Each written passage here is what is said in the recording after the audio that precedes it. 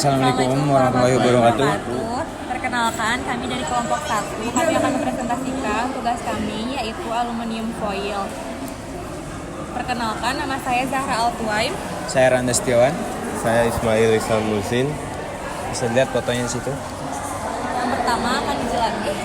Yang pertama akan dibacakan oleh saya. Di sini ada pendahuluan. Aluminium merupakan jenis logam yang memiliki daya hantar listrik yang tinggi di samping bahan tembaga. Dalam hal tertentu, aluminium memiliki keunggulan di mana berat jenisnya yang rendah lebih kurang sepertiga berat tembaga. Tahan korosi dan mudah dipabrikasi dengan proses apapun. Namun, sifat elastisitas sangat rendah. Pada penelitian ini, bahan baku yang digunakan terdiri dari igot aluminium murni sekitar 99,98%. Master alloy-nya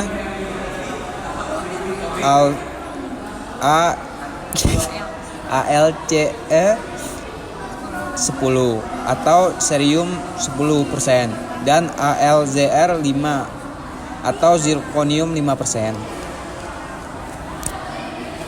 Terus ada penjelasannya. Proses ini menggunakan mesin cold rolling disebut juga foil rolling mill untuk mengurangi ketebalan hot rolled coil atau gulungan hasil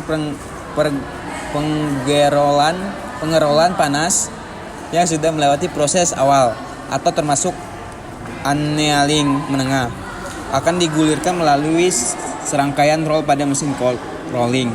Proses ini secara bertahap mengurangi ketebalan aluminium hingga mencapai spesifikasi aluminium foil yang diinginkan. Cold rolling atau pengerolan dingin adalah tahapan krusial dan produksi aluminium foil. Proses ini dilakukan pada suhu kamar atau di bawah suhu rekristalisasi material. Aluminium foil sendiri merupakan produk aluminium cana yang sangat tipis dengan ketebalan yang biasanya di bawah 0,2 mm. Bahkan bisa mencapai 0,006 mm atau 6 mikron. Oke, selanjutnya akan dibacakan oleh Ismail.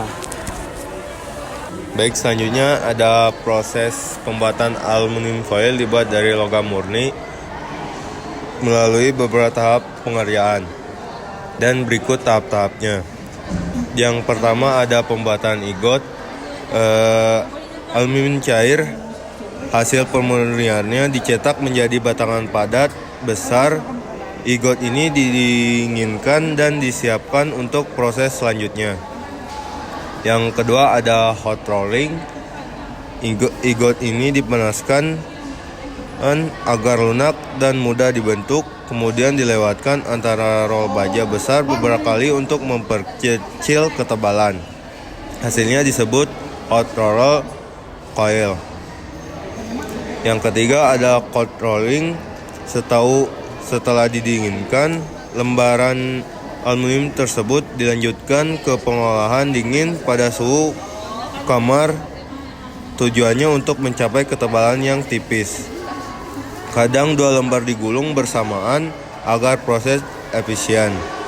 Itu sebabnya salah satu setiasi foil bisa mengkilap atau bisa disebut menempel pada roll, dan sisi lainnya lebih kusam. Nah, yang keempat ada annealing atau bisa disebut pemanasan ulang.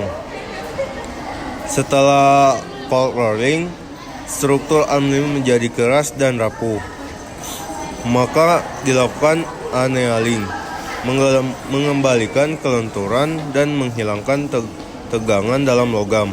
Proses ini juga membantu membuat permukaannya lebih halus dan bersih.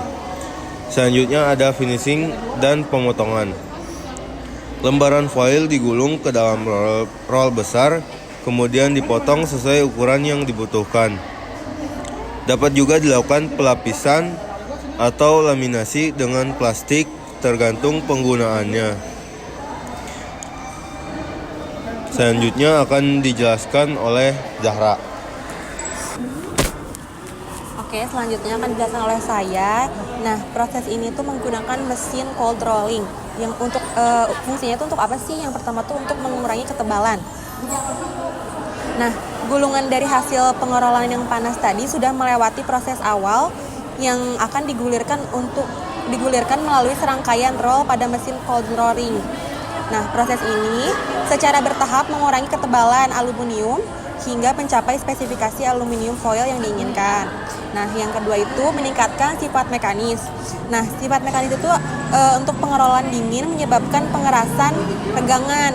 Jadi, proses ini tuh membuat aluminium menjadi lebih keras dan lebih kuat. Nah, meskipun keuletannya berkurang, untuk menjaga agar tetap tidak terlalu getas atau patah selama pengerolan, mungkin dilakukan proses anneal atau annealing tambahan. Nah, yang ketiga itu melalui pemeroleh permukaan halus. Nah, karena dilakukan pada suhu rendah, tidak terjadi pembentukan keras atau scale atau oksidasi permukaan. Hasilnya adalah permukaan yang sangat halus dengan akurasi dimensi yang sangat baik. Nah, selanjutnya itu ada hasil dari barang aluminium tersebut. Yang pertama itu ada kemasan makanan dan minuman. Nah, biasanya itu makanan itu bisa tempat ini tuh bisa dipakai di dalam oven atau di dalam yang dingin-dingin kayak kulkas juga bisa untuk menyimpan makanan. Nah, yang kedua itu dipakai buat pembungkus obat. Yang ketiga itu ada dipakai untuk isolasi panas atau atap, yang buat kayak menutupi atap atau pipa biar nggak terlalu panas juga gitu. Mungkin sekian dari saya. Ini juga di sini ada proses diagramnya. Yang pertama tuh ada dari ingotnya, terus ke melting, terus ke online air removing, ke casting, sewing, scraper, heating, terus langsung ke hot rolling. Abis itu dari hot rolling langsung ke hot rolling kale, terus ke cold rolling, terus ke double foil finishing rolling, tin shear sama annealing, terus udah jadi aluminium foil. Habis itu di inspection, habis di inspection tuh langsung di packaging, terus langsung dipasarkan gitu. Itu jadi tahap-tahap dari pembuatan si aluminium foil tersebut. Mungkin sekian dari saya.